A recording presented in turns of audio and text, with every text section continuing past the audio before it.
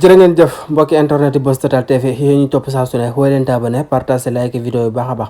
mbirum Cheikh Bara mu mel ne nag grève de la faim boobee mu nekkee woon daati nag teg ni su ginnaaw rek ba mu jotee ndigal jógee foofee sa xalifa bu tedd ba Sëriñ Mountakha Mbacké rek moom ki la di Cheikh Bara daati rek arrêté boobee nga xam ne moom moo di grève de la faim boobu nga xam ne kii di Cheikh Bara daanaka rek parce que jàppee daf doon def li nga xam ne moo di grève de la faim ba mujjee woon foofee sa hôpital principal moom ki la di Cheikh Bara ab tawat bu métti métti daal di ko fay daaneel ginnaaw rek ba mu jotee ndigal bu jógee foofu sa Cheikh Bara sa daal di rek daal di arrêté li nga xam ne moom moo di grève de la faim moom kii di Cheikh Bara nekkoon fi chroniqueur borom def gis doon def ay chroniqueur yu amam solo foofee sa télévision di Walf Fadjri moom Cheikh Bara Ndiaye ñu daal di ko doon teg loxo ginnaaw ba nga xamante ne si ne rek am na sa verdict bu tàbbi sa diggante ak procès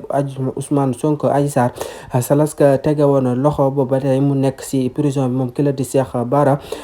ay avocat am liberté provisoire saa su ne rek ñu koy sàkku si moom ba tey rek mënut a am boobee la liberté provisoire moom ki la di Cheikh Bara borom def gi si nekk ab chroniqueur wala sa Walf Fadjri ngeen ñaanal ko mu génn ak foofee si jàmm ak salaam moom ki la di Cheikh Bara Ndiaye